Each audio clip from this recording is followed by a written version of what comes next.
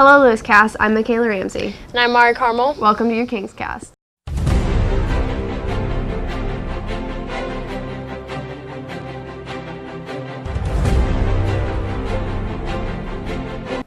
Sports physicals will be offered on June 5th for $10 in the big gym.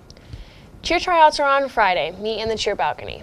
And the band concert is Friday night in the auditorium at 7. Let's head over to Brady in the hallways for some Lewis Cast laughs. Tyler? Good. Good? What Yep. you got there? Some baby pictures. Baby pictures? Let's see them. Oh, yeah. That looks pretty good. Yep. You're a handsome man, Tyler. Sure I am, boy. Yeah, buddy. All right, Mr. Barnett. Does Great Britain have a 4th of July? No. Yes, they do. They have a July 5th and 6th, too. But they don't celebrate it. I expected more. You're a history teacher. Jake McKay, I got a question for you. Does Great Britain have a 4th of July? I have no idea. Come on, you can do better than that. No. You serious? You serious right now? Yeah, I'm serious. Wow. Does Great Britain have a 4th of July? What? Does Great Britain have a 4th of July? No. Oh. Yes, they do. They have a July 5th and 6th. Oh. All right, you three will be asked questions. If all three of you answer it correctly, you will get a prize. All right, you ready? Yeah. All right. What state are you in? Indiana. What town are you in? Walton. What year was Alaska founded? 1851. Wrong. Dang it. 1861. Wrong. 1959. Good morning. I got a question for you. Say a rooster lays an egg on a barn roof. Which way does it roll? Well, that would depend on a lot of factors. Number one, is this rooster capable of laying eggs? You're the smartest one. Thank you very much. Shenanigans, how you doing? How you doing? I'm fine. I got a question for you. What's the question? Does Great Britain have 4th of July? Yes. Correct. Smart man. Doing well. How are you? Pretty good. Got a question for you. What's up? Say a rooster lays an egg on a barn roof. Which way does it roll? Roosters don't lay eggs. Correct. Thanks, Brady, for those hallway comedy. I've never thought of bullying as something that's very prominent around Cass, have you?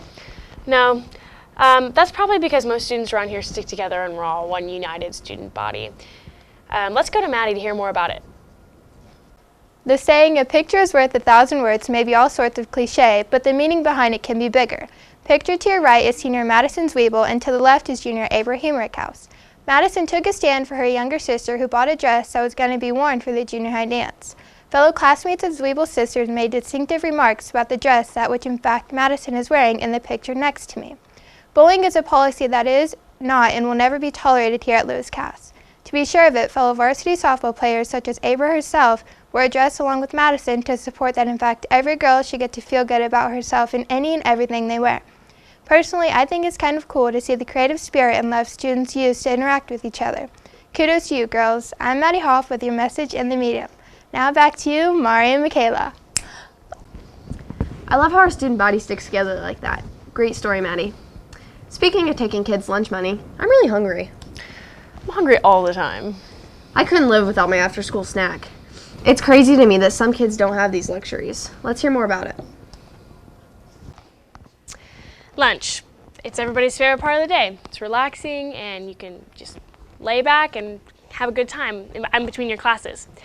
This week I found myself eating a handful of almonds for lunch because I didn't have enough lunch money. Then I stopped to think about all the kids who feel this way every day or every night. Over the nation, 15 million kids are enrolled in public schools, kindergarten through 12th grade. 20 million of those kids are getting a free lunch.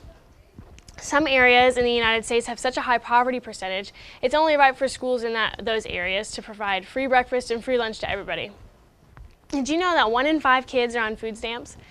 The government gives about 0.4% of the federal budget to kids' lunches in schools.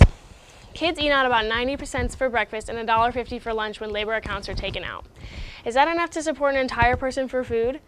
Some of these kids don't eat once they go home or on weekends or, until they come back to school. It's scary to think that once you leave school, you might not eat until the next day.